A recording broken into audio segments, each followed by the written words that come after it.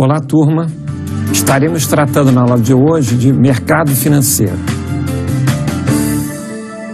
Vamos começar fazendo uma introdução para alinhar alguns conceitos importantes, como o conceito de moeda, taxa de juros, taxa de câmbio e de intermediação financeira.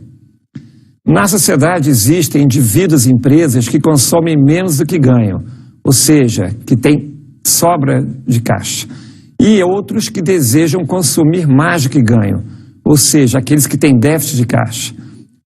A grande questão é como compatibilizar o interesse desses indivíduos que têm sobra de caixa com aqueles que têm déficit de caixa.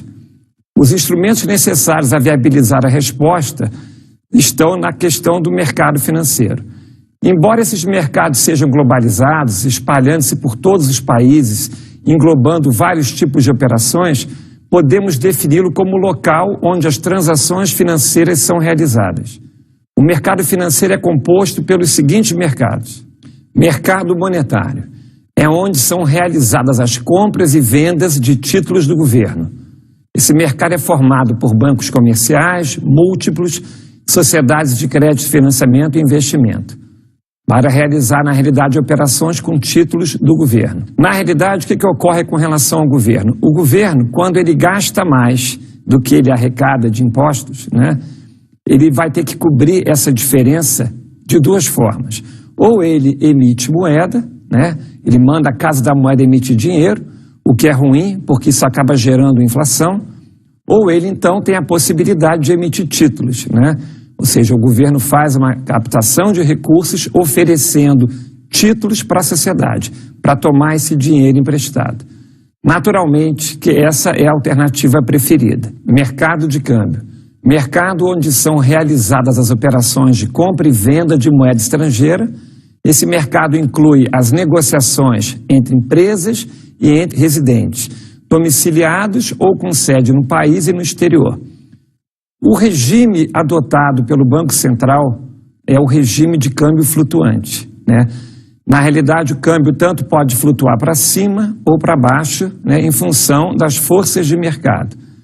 Então, por exemplo, imagine que hoje a taxa de câmbio esteja abaixo da média, Se a taxa de câmbio está baixa, na realidade fica mais interessante as empresas importar e mais difícil as empresas exportar. Então, se houver um aumento na demanda por importação, e mais pessoas também querendo viajar para o exterior, esse aumento na demanda vai acabar provocando uma elevação nessa taxa de câmbio. Se essa taxa de câmbio subir demais, aí o processo se inverte. Começa a ficar caro importar e mais barato exportar, o que acaba depois jogando essa taxa de câmbio para baixo.